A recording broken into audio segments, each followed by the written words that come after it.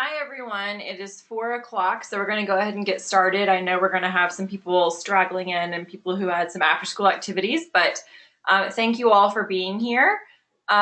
If you have a question at any point, you can unmute yourself and ask a question, or at the bottom there's a chat thing where you can type in questions. Spencer, you can demonstrate and type in something so everyone can see it. But you can type questions there that we can see throughout the presentation, or like I said, you could just ask whatever you want. So we are also recording this, so if you forget something in the meantime and want it, we'll send you the link to the recording afterwards. So we will go ahead and get started. So this is our agenda for what we'll be doing. So we're going to go through and have everyone introduce themselves first. Then we'll kind of go over what the role of lobbyist is, what the case forms are, how the committee process works, how to write amendments, what to do during chamber sessions. We'll look over the schedule, and then what you should bring with you. So my name is Sharon Davies. I'm the Executive Director of the Virginia YMCA. Spencer, do you want to say hello? Hello, I'm Spencer Spider. I'm the Program Director for the Virginia Y. And on the screen there, you all can see Jeremy. And Jeremy apparently cannot hear anything. I'm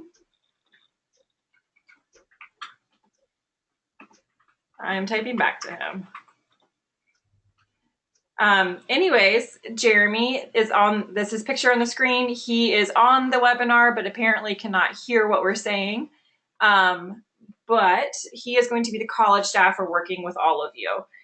Jeremy was a lobbyist 2 years ago, and then was the House Speaker Pro Tem last year. So we will wait for Jeremy to get his situation squared away, and he can introduce himself when he gets back. All right, so we're just going to kind of go through and take roll and make sure everybody's here. So Julia, are you here?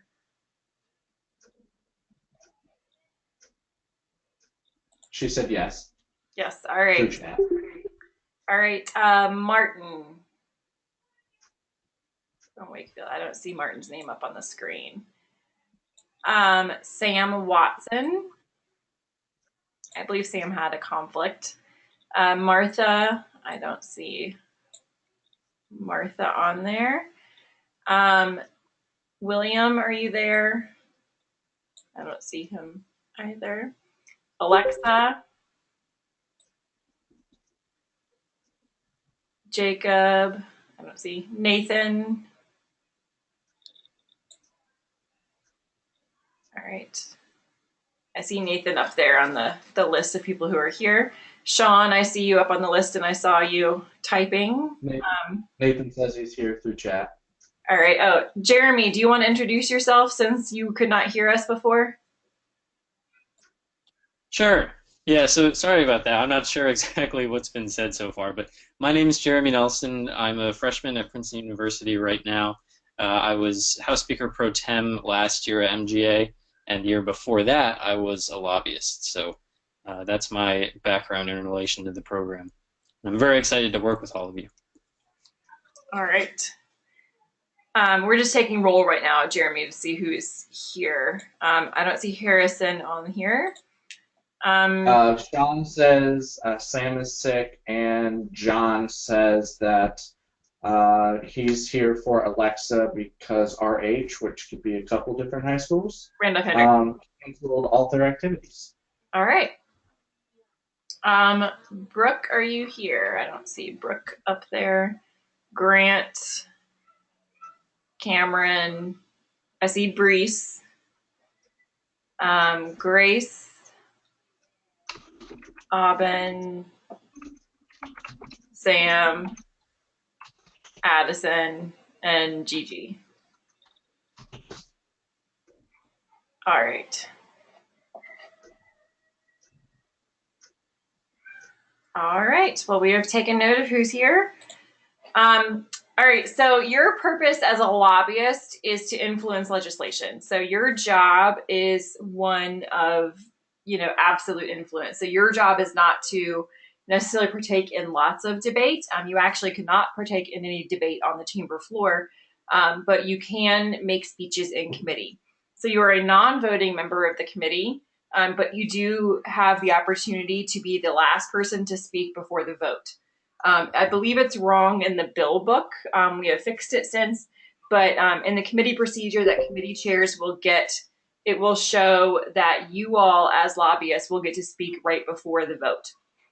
So you really have that opportunity to be the last thing that they hear before they vote on this legislation. So it's really important that you know exactly where you stand on this and have some remarks ready to help influence everybody else.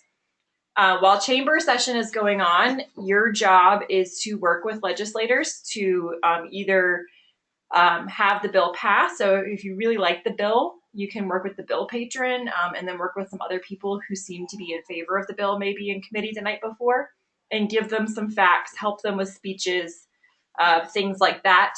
And you can also go to the youth governor and lobby the youth governor to try and get him to pass your legislation. If it's a piece of legislation you don't like, you can definitely work with people who seemed in opposition of the piece of legislation in committee the night before, or anybody who you think might just be against the piece of legislation. You can pass notes to them. I know one of our college staffers who was a lobbyist last year said she was just using Post-its to send notes to everybody all the time, but she was sending facts and figures and various things. She was also sending notes to call people out to come meet with her to discuss the legislation.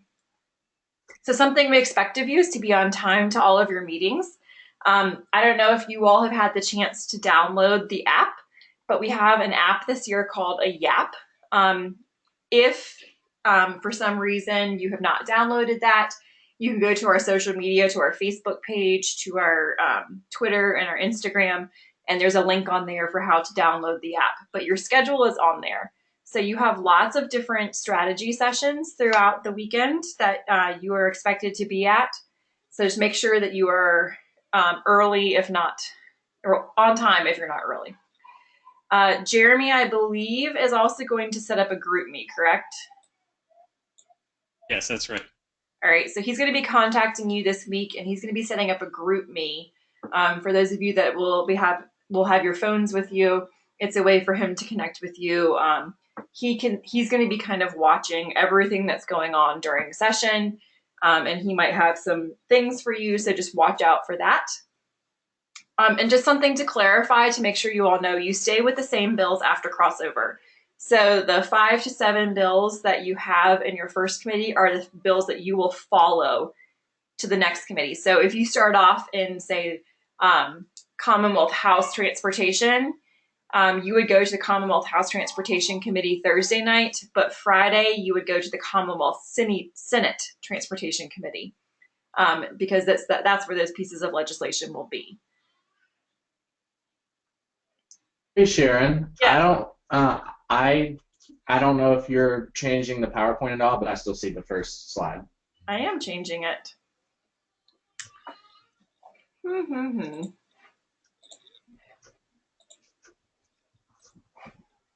Can you see it? I can now. All right, perfect. All right. So this is the case form. So you all should have received this already, and you should have already been working on all of these. But you are expected to have one of these filled out for each piece of legislation that you have in your first committee.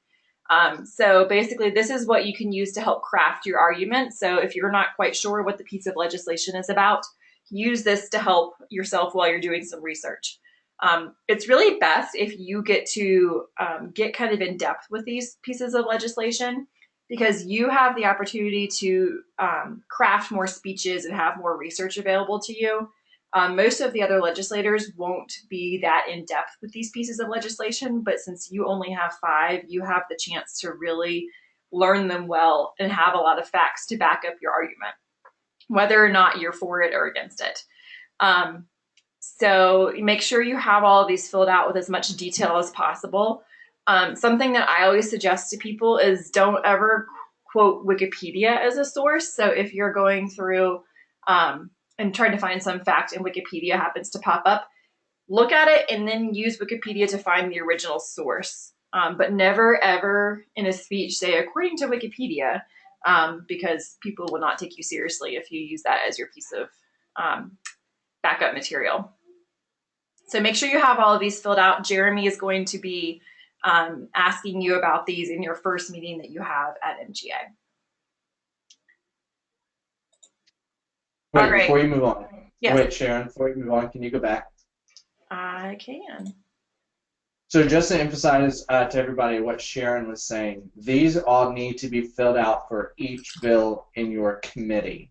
So you all should have your committee assignments. If not, let Jeremy or myself know, and we'll get that to you as quickly as we can. So you should start filling these out now. And in fact, as soon as you got your bill book, you should have started doing them. So these need to be done before you get to MGA for each bill, along with your plethora of research. You should have a stack full of research with a quick sheet on all the research that you have for each bill. Pretty much you all are the source of big source of information there for the committees and throughout MGA, so you need to be well prepared. Yes, and I also believe that the all of the lobbyist assignments are on the app as well. So if you can't figure that out, then look there. But I would definitely download the app because it's going to be a really good thing.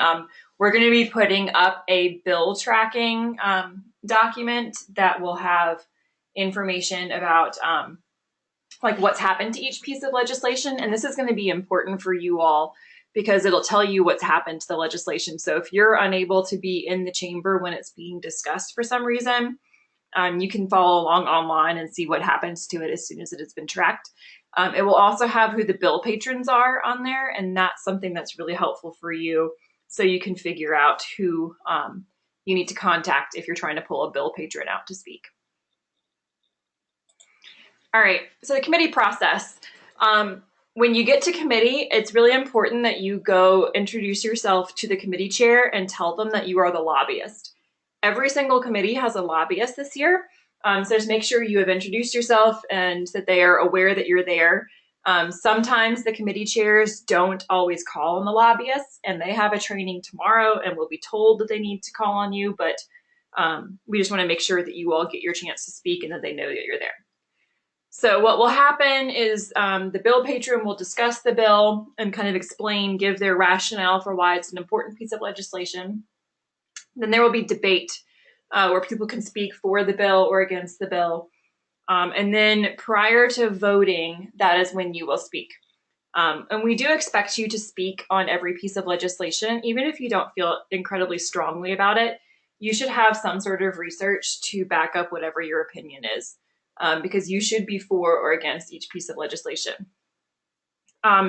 If you are wanting to amend a piece of legislation, that's definitely something that can be done. So if you have some thoughts about what could make a piece of legislation better, I would suggest getting that written ahead of time. In your bill books at the back, there are amendment forms, and it's really good to work with legislators on amendments. You can definitely give them some influence on what it is that you want changed about the piece of legislation to make it something that you would support. While you're in committee, it's also important to take notes on what you need to do the following day. So make sure that you're noting, if there's a strong argument and you need some facts to back, to go against that other argument, that you know that you need to find some of those that evening. So just make sure you kind of have a game plan for what you're going to do when it's in chambers the next day. Jeremy or Spencer, do you have anything to add to committee process?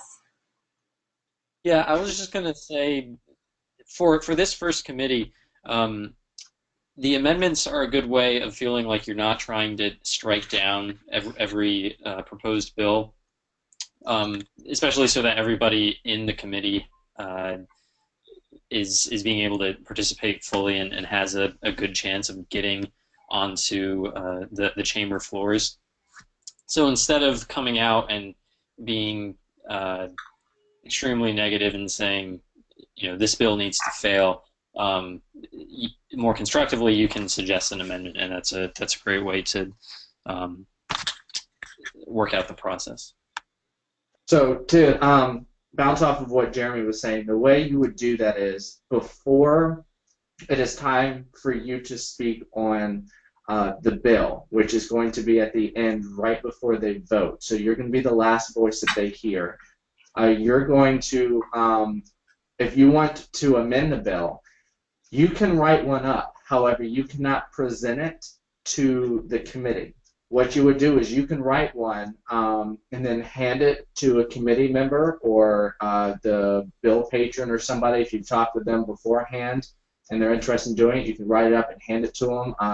While committee procedure is going on, just try not to interrupt the procedure at all, and have them introduce it and go over it.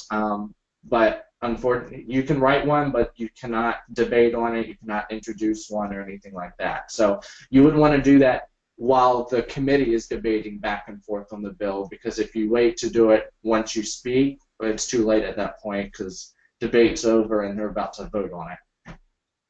Yeah, so and to answer Nathan's question that he just asked on the chat, he asked if the argument should be factual based or can they use emotional appeal. I think emotional appeal is great.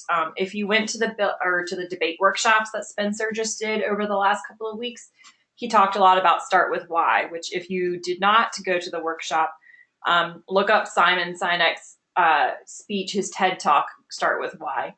Well, you can do emotional appeal, but a lot of what a lobbyist does is they're the experts in the field. So, for example, if you're assigned to, let's say, education, and you're the lobbyist to education, a lot of times what lobbyists are, they are an expert within a very specific field. So you would be an expert on education and all the education bills that are there.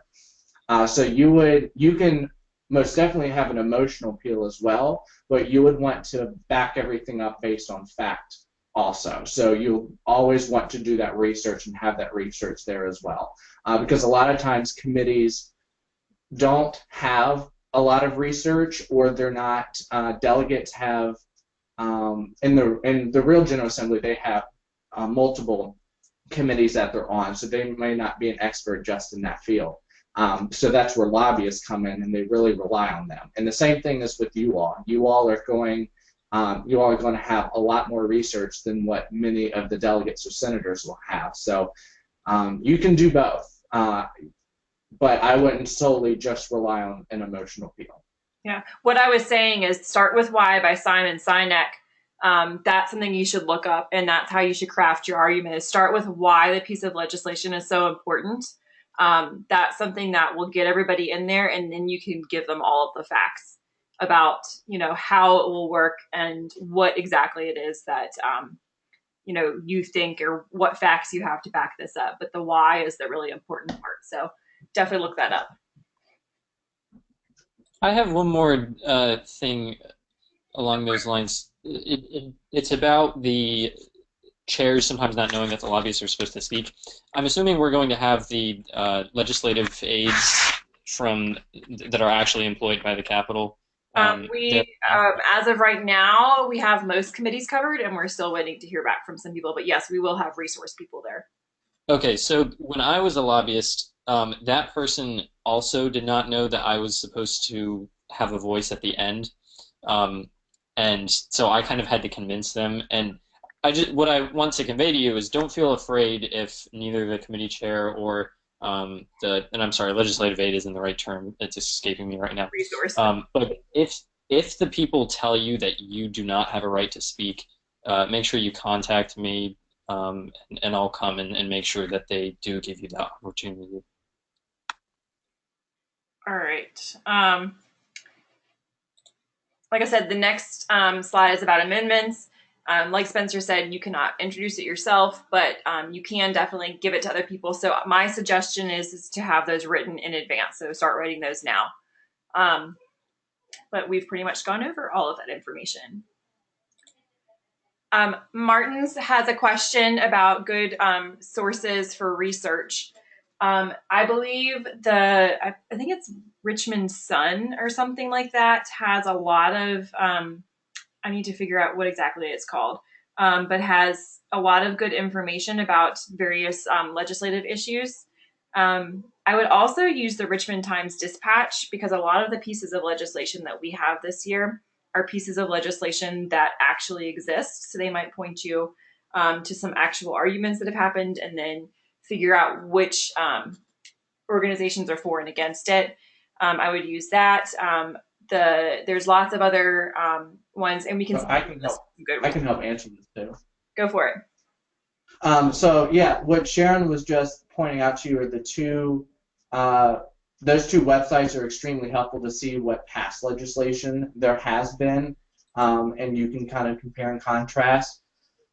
You can use as a default, Google Scholar is a good place. I mean, it's a decent place as a go-to, but if you're wanting to get into really good research, which I suggest for everybody to do, don't just Google something and pull an article. Don't go to Wikipedia.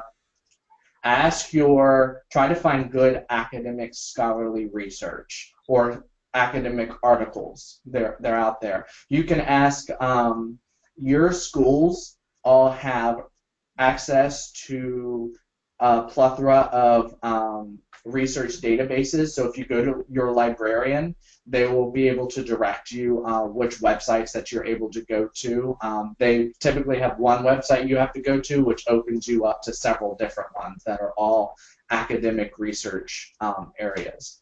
So I would highly recommend doing it that way. But just if you do Google something or Bing or whatever you all use, try to find out what the actual source of the information is and go from there. So sometimes you can go straight to, like, if a governmental department has released research on it, or if some institute has released research, or a university or whatever, you can go straight there and find it. But that's what I would recommend. Yeah, Richmond Sunlight is the website that I was mentioning. That's a good place to start with looking for some things. But the other thing is I would also look at what interest groups might have interest in that piece of legislation that you are working on. So if it's something that the Virginia League for Conservation Voters is interested in, so if it has to do with like land conservation or land usage, you can always look up and see if they have any position papers or things like that on it. And that could also lead you to a lot of other sources as well.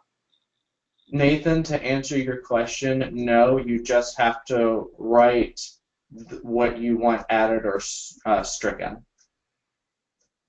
Yeah, so there's an amendment form in the back of your bill book. So you would just use that, and you would just say, it says, on line, whatever, strike from here to here and add this.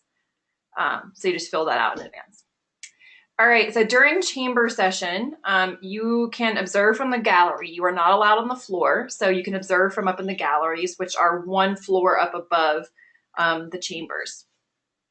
Write notes to the legislators, so make sure whatever notes you're writing are relevant to the legislation. There is right now on the app a seating chart, so you can kind of tell who is in which seat. And the rosters are also on the app. And we're going to there's a couple of different versions on there. We're going to make sure we get that fixed tonight. But you'll put the person's name and seat number on the note and give it to the college staffer in the back. And just so you know, they will be reading notes to make sure that they are germane to debate. During chamber session, there's also several strategy meetings, which we will go over when we go over the schedule. But that's when you'll be meeting with Jeremy to discuss what it is that you've been doing and make a strategy for what you'll be doing going forward. And you can also arrange meetings with the youth governor or attorney general or one of their staff members. The youth governor is often inundated with meetings, so you might get passed off to a staff member. If that happens, just convince the staff member of everything that you have, and at some point the governor may call you back to discuss it, or if it's something that you really feel passionately about, you can try and come back and set up another appointment with the youth governor. And then prepare for the committee meeting.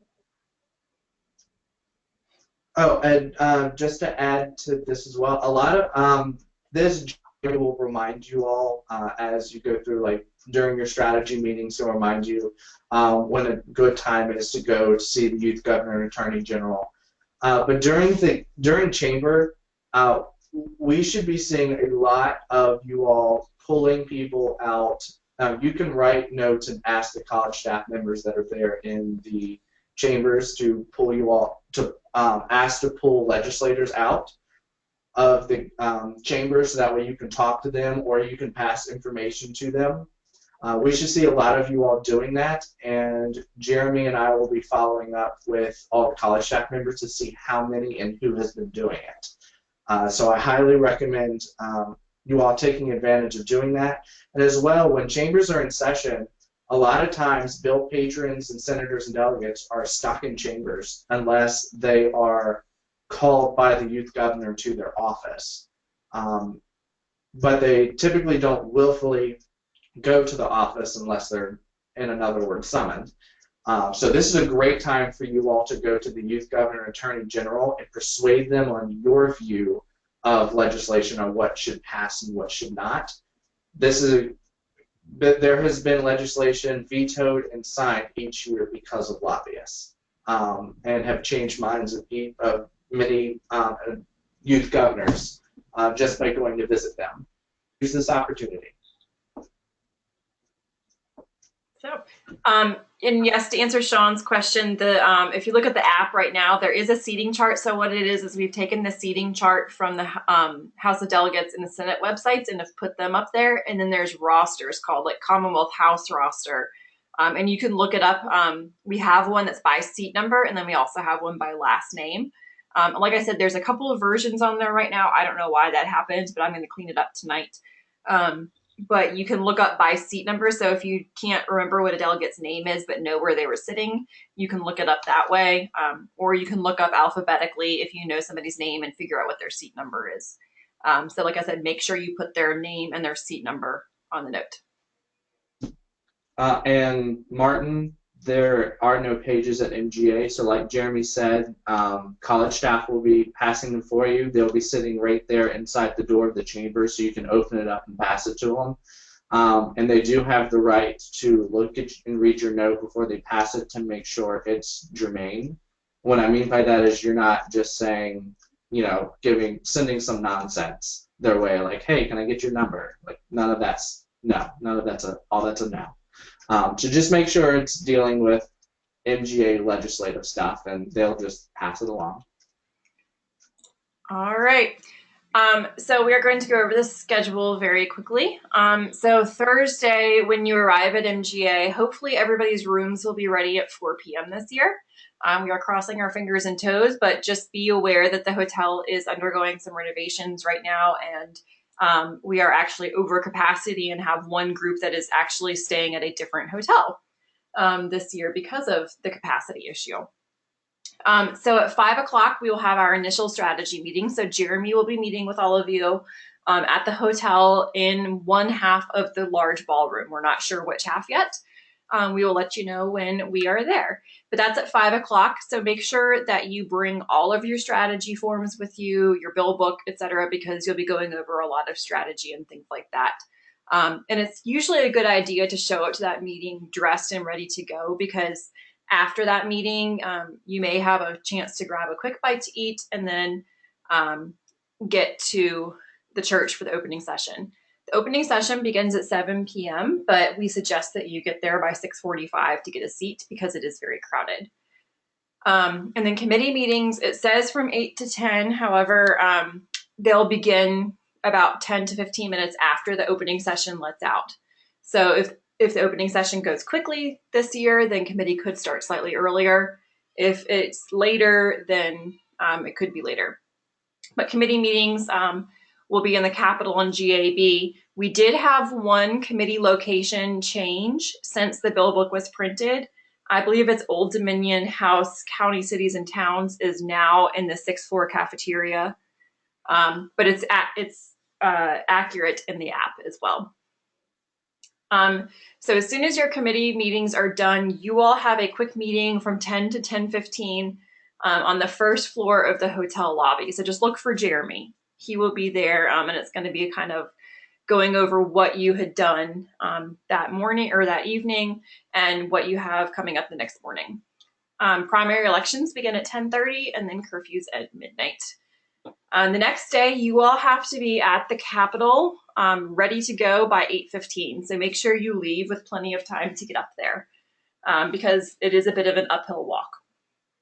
So you all are going to be based out of Senate Room 2 in the Capitol.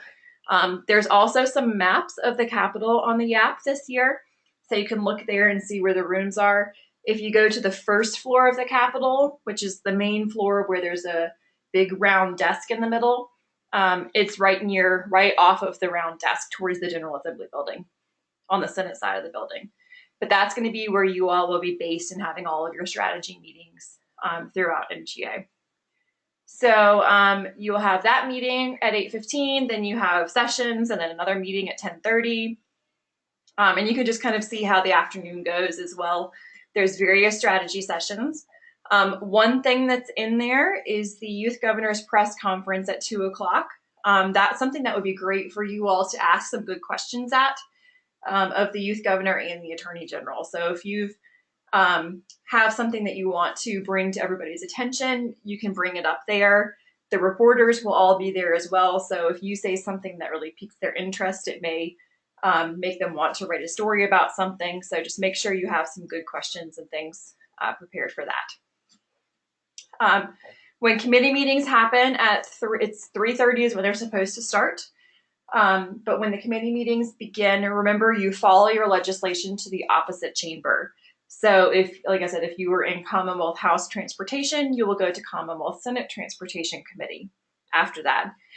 All of the committees have the same name, except for some reason, what's called local government in the Senate is called county, cities, and towns in the House. So those two committees correlate. The rest of them, if you're in education, it's education on both sides. After your committee meetings, you'll have another strategy session. And then the evening is the banquet, elections, dance, curfew. And then the next morning on Saturday at 8:15, there is a strategy session again in the Capitol. And then there's sessions, and then you have a final report, final reviewing that morning as well. So any questions about the schedule? I do have one thing to point out to the lobbyists. So for you all, if chambers are in session and there's a strategy meeting that comes up, and this happens sometimes, that your committee's bills will appear when there's a strategy session and you're trying to follow them, or you're talking to legislators at that time trying to push for votes or whatnot. There's a that happens, at least once every year. If you find that out, go ask Jeremy first if it's okay for you to arrive a little bit late to the strategy session so you can see how everything's going. But the room that you're going to be in has the eligibility to view the chamber sessions while they're going on in the meeting. So don't worry about missing what's going on in the chambers, but if something happens and you're just in the midst of trying to push for something, message Jeremy through GroupMe and see if it's okay for you to miss that session or miss the first beginning of it. Yeah, the session that you'll be able to see on Friday in that room is whatever's going on in the Commonwealth, because they're in the chambers, and on Saturday is Old Dominion. All right, so what to bring with you? Obviously, you're going to need a pen and a notepad to take notes. Your bill book that you have already received, so make sure you have the correct bill book. Like I said, Post-its or something that you can write notes on is always really helpful. I think Megan said she went through about 2 different stacks of them last year. So make sure you bring something like that so you can send out whatever accurate notes that you need. Make sure you have your completed case forms and your good attitude with you. All right, I see a question from Nathan. If you're having to leave MGA early, you need to have your advisor tell us, because we need to be aware of that. And just what will happen is that there will be no lobbyist voice in your committee the next day to help influence legislation. So that's unfortunate. To also add to that, you would be missing chamber sessions Saturday morning, which is the final stage right before the youth governor gets the bills, all the bills. So you would be missing that portion. So I would recommend, if you absolutely have to miss, try to persuade the youth governor ahead of time, but things always can change on Saturday morning, and with whatever the chamber decides to do. So just a heads up. All right. So are there any more questions? Are you all clear on what it is you're supposed to be doing? Do you all have any other general questions about being a lobbyist? All right, Sean asks about apps. So Jeremy is going to be setting up a GroupMe. He's going to send an email sometime this week to all of you, and we'll get all of your information so he can set up the GroupMe. So that will be set up before you get there. And we also have the app. Spencer put the link for it up there in the chat. If you type that into your browser on your cell phone or your tablet, it will take you to download the app, and you can see everything that's on the app right now, which, like I said, includes schedule, it includes the seating charts and the rosters, and just various other things. If you don't... GroupMe is an app. I'll send an email out, but if you want to go ahead and download it, you can. If you don't download the app, the initial message will just be a text message to you, but the app makes the messages a little bit more organized, and it also means that you won't have to worry about mixing and matching your text messages and your MGA messages. Yeah, so that's what I was going to say is if you don't have a smartphone, we can still add your number to the app, or Jeremy can still add your number to the app, and you'll just receive the text messages. They're not as organized if you have an app, but it works. All right, any other questions? Or Jeremy, do you have anything else to add? Just very briefly, if any of you guys have a question for me, like for example, right after this session, the email listed on the email that Sharon has sent out is actually a different email. So I'm going to type in my current email right now in the message box, and if you have a question, we can send it there. All right. To answer Sean's question, you all can have your phones around because you'll have to be communicating with Jeremy and stuff, but when you're in committee, you should not have your phone out. If you're in the chamber observing, you should really not have it out unless you're doing germane work. So, just be cognizant of that. We do have advisors and college staff who may question you about phone usage if you're using it excessively, but they do understand as lobbyists that you have a lot of communicating to do that's behind the scenes. To answer Martin's question, yes, I have recorded this, so it'll take a little bit for it to render and get uploaded to YouTube, but as soon as we have that, I will send you all the link. So, for Julia's question about pulling people out, you can just send them a note and just say, hi, this is Julia. I'm a lobbyist. Could you come out and meet me in the hallway quickly? I have a question for you. Or something like that. Jeremy, do you have any tips about what you did as a lobbyist when you pulled people out? Yeah, you just have to be respectful and confident. To be honest, the legislators enjoy having people engage with them and give them more information. And so if you can add something that they didn't even think about, then they'll really be thanking you for that. And when their bill is not on the floor, there could be another bill that they really want to hear, and so they want to be in the chamber for that. But most of the time, I think that they would be willing as long as you send them a kind note to go out and talk to you. All right. Well, I believe that is all. So I hope you all have had some good success working on your bill case forms and continue working on them. And we are looking forward to seeing y'all in just over a week. So thank you all very much, and let us know if you have questions in the meantime.